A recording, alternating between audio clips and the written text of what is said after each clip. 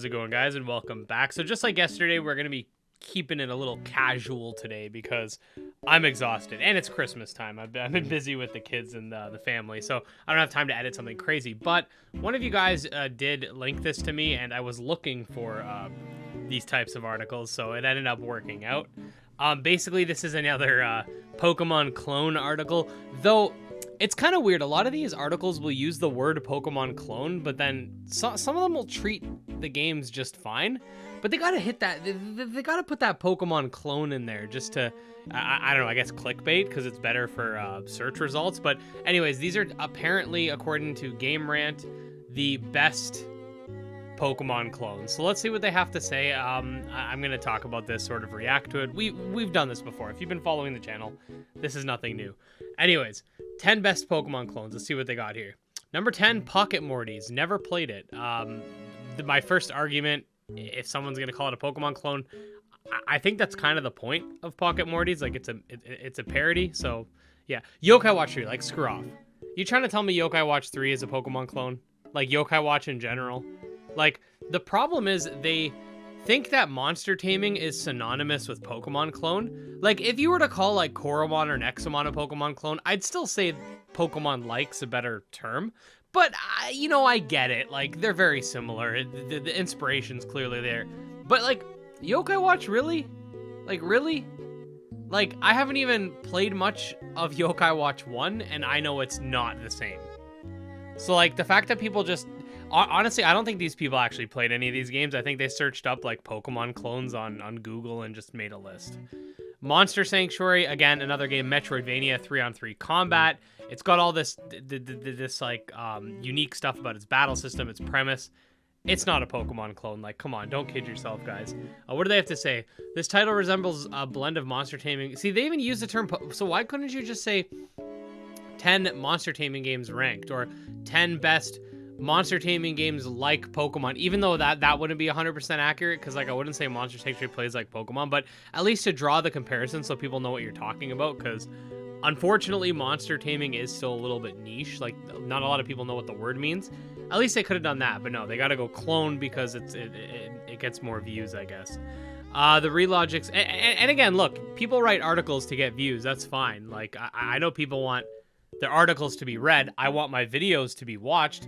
But, like, there's kind of a line, you know what I mean? Like, there's a difference between, like, OMG, new something confirmed, and then it's just, like, a video of you talking about nothing, versus, like, enticing titles. But there's a difference, I guess, what you could say is there's a difference between a good title and a good thumbnail that's still related to the topic than just, like, I'm just going to use this word just for the views. I don't care how it negatively impacts the genre. That's what I'm trying to get at. Excuse my voice here. Spectrobes, real-time combat. Which mainline Pokemon game has real-time combat outside of auto-battling in Pokemon Scarlet and Violet? World of Final Fantasy, I haven't played enough of it. Actually, I have a video planned talking about it, because there's issues with the Steam version. I haven't played enough about it to make a comparison. But from what I do know, there are a lot of distinctions. Like, there's, like, the stacking system and stuff like that. It plays more like a Final Fantasy game than a Pokemon game, from what I've heard. Monster Hunter Stories, another one. A lot of Pokemon's inspirations from Gen 8 onward, in my opinion, were taken from Monster Hunter Stories. The way the wild area works. In Pokemon Scarlet and Violet, I feel like Nemona was very much inspired by, I can't remember her name now, the girl from Monster Hunter Stories 2, the dens and stuff like that. Like, I feel like a lot of that was actually inspired from Monster Hunter Stories. We saw Pokemon Sun and Moon did something similar with Yokai Watch. The original Pokemon took inspiration from Dragon Quest V. Game Freak is not immune to taking inspiration from other games, and when it's a vice versa to that, people freak out. But when Game Freak does this, it's okay, but whatever. What do they have to say? This DS line is no stranger to solid Pokemon clones. How does Monster Hunter Stories play like Pokemon besides fighting with monsters? Pokemon, you don't even fight with the Pokemon, you send them out. This game, you fight with them. Yeah, rather than squaring off against monsters alone, players assume the role of a rider. Okay, so how's it a Pokemon clone? They must befriend various creatures by hatching them and using them. Yeah, you don't even catch monsters. You actually have to raid dens for them. Very different. Though not a massive epic of the mainline series, Stories is still sizable at 36 hours. Yeah, on the DS compared to, what, Pokemon's like 18-hour run on the DS? Like, come on. Dragon Quest Monsters, who stop. Anything Dragon Quest Monsters related is basically expanded from Dragon Quest V, which was one of the inspirations behind Pokemon. So if you're going to argue Dragon Quest Monsters or Dragon Warrior Monsters, games that both came out after Pokemon, if you're going to argue that those are Pokemon clones, then you have to argue that Pokemon is a Dragon Quest V clone, because Dragon Warrior Monsters and any subsequent games actually are expansions of the monster catching mechanics in Dragon Quest V. Dragon Quest V didn't even start it. You have Megami Tensei, DDS Megami Tensei specifically. You have Cosmic Soldier. These are games that predate this, but Dragon Quest V, I believe it came out in like 91 or 92. And again, there's lots of information about this, but Satoshi Tajiri and like Game Freak in general, they took inspiration from Dragon Quest V. They're fans of Dragon Quest. So to argue that like any Dragon Quest spinoff is a Pokemon clone is honestly kind of dumb. Digimon Cyber Sleuth, it plays more like Pokemon, but no. Digimon's not a Pokemon clone. Piss off. Ni no Kuni, again, nothing like Pokemon. This, if anything, plays a little more like Yokai Watch 4, even though it predates it. This is real-time combat. You fight with your monsters. It's nothing like it. And then, oh yeah. By the way, I'm reacting. Oh, my mic just fell. That's how upset I got. My mic fell. Okay. I'm reacting to this, by the way. This is the first time I've read this. Dragon Warrior Monsters. Those willing to deal with somewhat crude, archaic presentation. This is another thing I hate. Like, yeah, it's old, but like, don't hate on the pixel art, bro. May find the best alternative to Pokemon yet. After 2 decades, Dragon Warrior Monsters quietly shines despite being restricted to Game Boy Color. It's addictive. Well, I mean, you can play the remake on 3DS. I don't know if that's Japan exclusive. I'd have to look into that. It's addictive gameplay and awesome monsters keep... Yeah, it is Japan exclusive. Awesome monsters keep fans hooked. Players will get lost in this pixelated epic as they teleport to colorful lands, seeking out monster to defeat and recruit. It offers immensely cool fighting with some of the crazy imaginative monsters in the game's world. Creatures range from cacti to dragons and even bosses from mainline DQ games.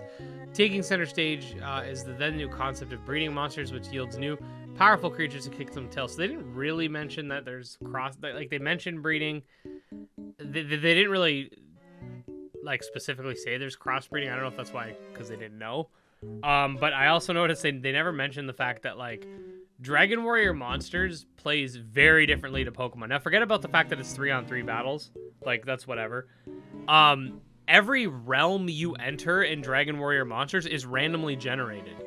If you've ever played the Cerulean games, it's like that, right? So you enter these different realms, and you basically use those realms to grind so you can fight in the tournament. If you're a Pokemon fan and you like exploring a world, you're probably not going to like this game because a lot of the randomly generated worlds are very generic. You know, some of them are set to a certain extent because there's like bosses and stuff, but a lot of these realms are pretty generic, and all you're doing is like running around finding monsters and like meat on the side of the road. It's not like Pokemon. It's very different. It's still fun. Like I enjoyed playing it, but it's not Pokemon. Like it's completely different. I'm not saying one's better than the other. It's all up to preference. But man, like I don't know what it is about these games journalists. Like when you use terms like Pokemon clones, I get you're trying to get clicks. And maybe, you know, well, I'm not linking this, so whatever. But, you know, maybe maybe people like me are contributing to that by clicking on it. But at the same time, I do feel like dissecting these and, you know, explaining why they're not Pokemon clones is very important, because there's a lot of misinformation that goes on with games like Pokemon. Again, I saw a Dobbs video. I'm sorry, I'm calling him out. He called Shin Megami Tensei and Dragon Quest monsters Pokemon clones. Like, come on, bro. Like, both of those series predate Pokemon. So there's a lot of misinformation. So I do feel like pointing stuff like that out is important, and distinguishing what a Pokemon-like game. Like, for example, this was published in 2021.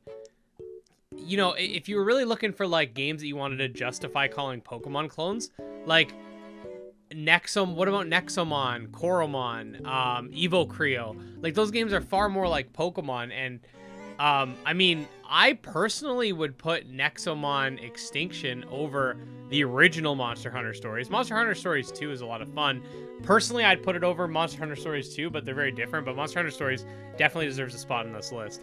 But my point is, like, if I were to, like, swap out anything, okay, Ni no Kuni, get rid of that. You could put Nexomon in there or something, right? Like, I wouldn't put Monster Hunter Stories on this list for it being like Pokemon. I'd put it on this list in terms of being a good game. But yeah, like if you're gonna try to make an argument that something's a Pokemon clone, at least use games that play like Pokemon in the slightest. But anyways, guys, Merry Christmas. I do hope you guys enjoyed this more casual video. Couple more days of more casual content. Actually, I think tomorrow or the next day I will be putting out a video going over the future of monster taming directs. So stay tuned for that. But other than that, yeah, we're gonna keep it a little bit casual until probably next couple days. Then I got a retrospective planned for the entire year of 2022, and then I have a video planned on going over everything that's upcoming in 2023, and it's gonna be a lot of work. So I'm gonna enjoy the next couple days with my family, and I'll keep putting out that daily content for you. Anyways, if you enjoyed, like and subscribe, follow me on Twitter, check out my Discord, Patreon, all links below. Special thanks to the patrons, especially Jim Hamilton, Dro Ghost, Dark Persona, and Exodus, and we'll see you again. Peace.